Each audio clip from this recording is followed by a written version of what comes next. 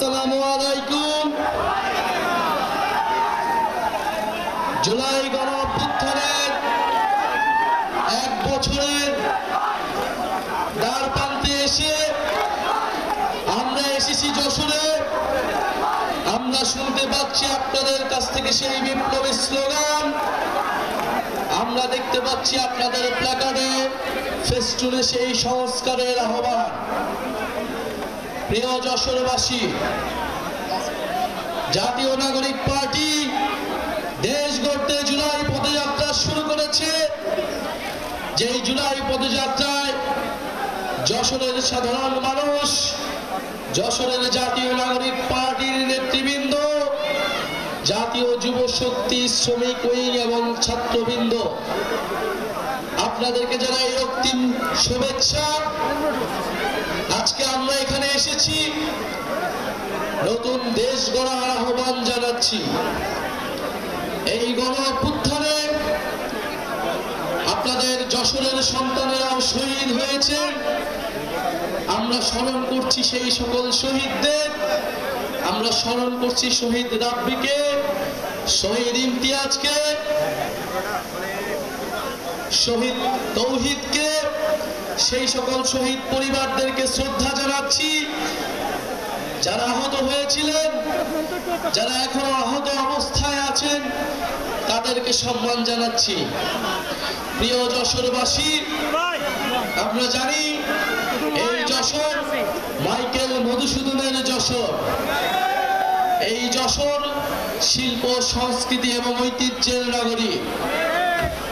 এই যশোর 1971 সালে প্রথম শত্রুমুক্ত এলাকা হয়েছিল। আমরা যশোরের সেই প্রতিরোধ, যশোরের সেই দ্রোহের ইতিহাস জানি।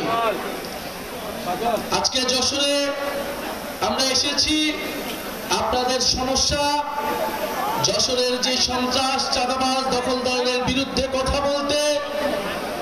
আমরা আপনাদেরকে জানাতে এসেছি আগামীতে সামনে একটি বড় আন্দোলন তৈরি হচ্ছে। সেই আন্দোলন হচ্ছে দুর্নীতিবাজ এবং চাঁদাবাজদের বিরুদ্ধে। গণঅভ্যুত্থানের মাধ্যমে আমরা সংস্কার এনেছি, কিন্তু এই সংস্কার প্রক্রিয়া পদে পদে বাধাগ্রস্ত হচ্ছে দুর্নীতিবাজ, দখলদার এবং চাঁদাবাজদের কারণে। এবার আমাদের মাঠে নামতে হবে দুর্নীতিবাজ এবং চাঁদাবাজদের বিরুদ্ধে। আজকে লিখে রাখেন, বাংলাদেশের সামনে একটি বড় আন্দোলন তৈরি হতে যাচ্ছে দুর্নীতির বিরুদ্ধে এবং চাঁদাবাজের বিরুদ্ধে। দুর্নীতি যারাই করবে, যদি এনসিপি লোকেরা করে, তার বিরুদ্ধে সাধারণ মানুষজন রাস্তায় নামবে। ফলে যারা দুর্নীতিবাজ, নানান দলের বিরুদ্ধে ভিতরে অনুপ্রবেশ করেছেন, তারা এখনই সাবধান হয়ে যান, হুঁশিয়ার হয়ে যান। প্রিয় যশোরবাসী, আমরা জানি যশোরের স্বাস্থ্য অব্যবস্থাপনা, মানুষ এখানে স্বাস্থ্য সুবিধা পায় না। এখানে একটি করোনারি কেয়ার ইউনিটের কথা আমরা শুনেছি, যেটি অনেক বড় হাসপাতাল হওয়ার কথা থাকলেও সেটি এখনো সম্পূর্ণভাবে চালু করা সম্ভব হয়নি। সেখানে আইসিইউ চালু করা সম্ভব হয়নি। মানুষকে এখনো খুলনা যেতে হয়, আরো দূর দূরান্তে যেতে হয়। আমরা চাই যশোরের মানুষ যশোরেই সেবা পাবে। আমরা চাই যশোরের মানুষ যশোরেই শিক্ষা পাবে। আমরা ভবদহ বিলের জলাবদ্ধতার কথা জানি। আমরা এই যশোর এলাকার জেলার যে জলাবদ্ধতার সমস্যা রয়েছে দীর্ঘদিন ধরে, মানুষের ভোগান্তি হচ্ছে, সেই সমস্যার কথা জানি। গণঅভ্যুত্থানের পরে যে অন্তর্বর্তী সরকার এসেছে, যেই নতুন সময় এসেছে, যেই নতুন রাজনীতি এসেছে, আমরা চাই এই সময়ে এসে এই যশোরবাসীর দীর্ঘদিনের সমস্যা, দীর্ঘদিনের ভোগান্তি দূর হবে এবং এই দূর করার দায়িত্ব নিতে হবে জাতীয় নাগরিক পার্টির নেতৃবৃন্দকে। আমরা বেনাপোলের দুর্নীতির কথা জানি, মাদক পাচারের কথা জানি সীমান্ত দিয়ে। এই সকল সমস্যার বিরুদ্ধে গণঅভ্যুত্থানের ছাত্র, তরুণ নাগরিকদেরকে দাঁড়াতে হবে। যে কোনো ভাবে গণঅভ্যুত্থানে আপনারা দেশের স্বাধীনতা, সার্বভৌমত্বের পক্ষে দাঁড়িয়েছিলেন, ঠিক একইভাবে আমাদেরকে আবারও যশোর সহ পুরা বাংলাদেশের সাধারণ মানুষের সমস্যার কথা বলতে হবে। আপনারা ভয় পাবেন না কোনো চাঁদাবাজকে, ভয় পাবেন না কোনো দুর্নীতিবাজকে, ভয় পাবেন না কোনো দখলদারকে।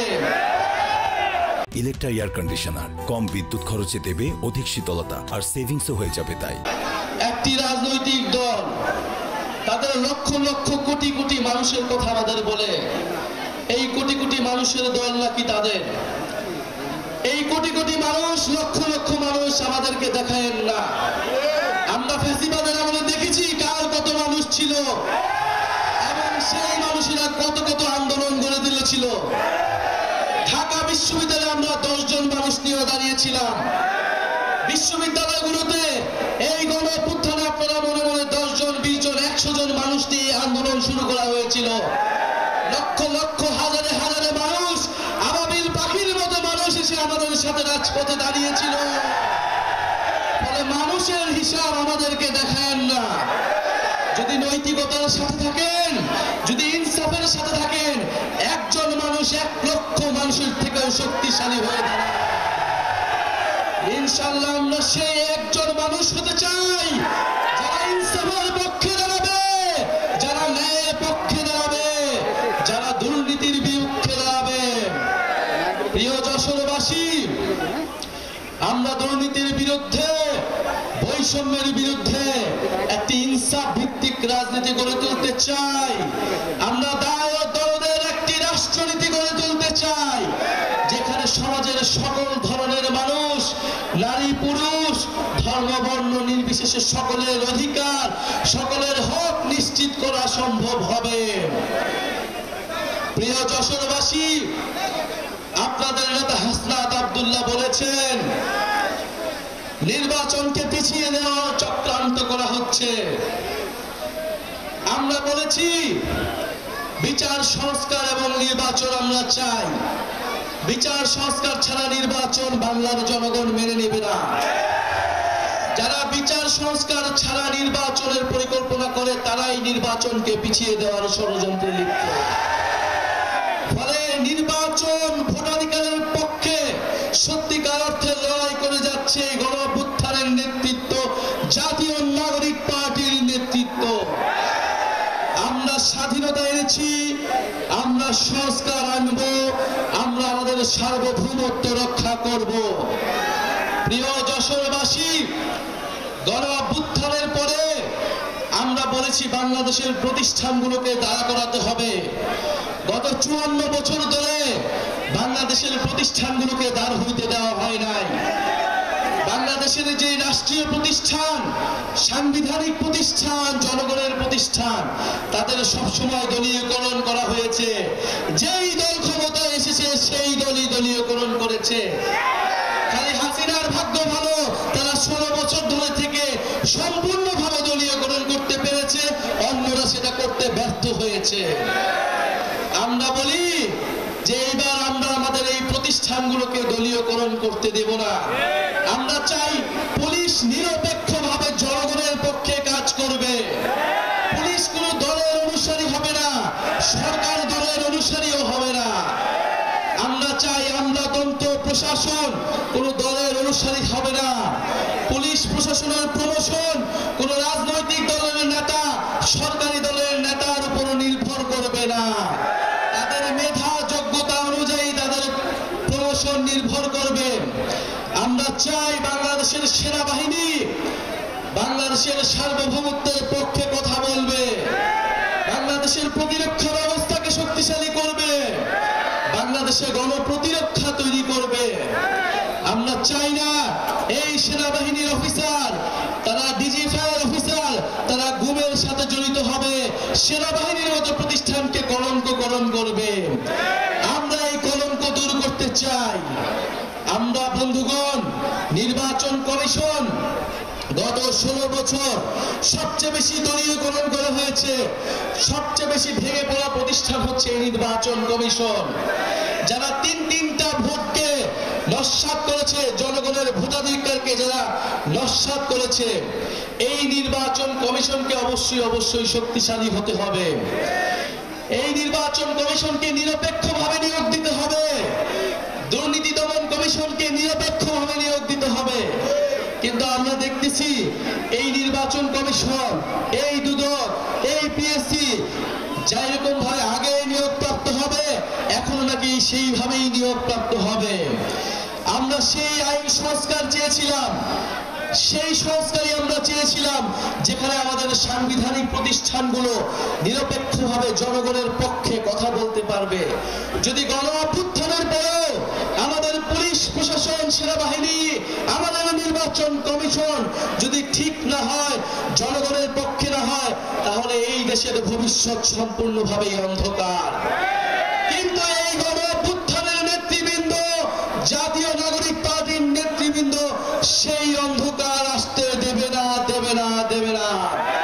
গণ অভ্যুত্থানের মধ্য দিয়ে যেই প্রতিশ্রুতি আমরা এই দেশের মানুষকে দিয়েছিলাম, ফ্যাসিবাদী ব্যবস্থার বিলোপ এবং নতুন রাজনৈতিক বন্দোবস্ত প্রতিষ্ঠা, ইনশাআল্লাহ আমরা সেই বন্দোবস্ত প্রতিষ্ঠা করব। আমরা সেই ইনসাফ ভিত্তিক অর্থনীতি প্রতিষ্ঠা করব, সেই কল্যাণ ভিত্তিক অর্থনীতি প্রতিষ্ঠা করব।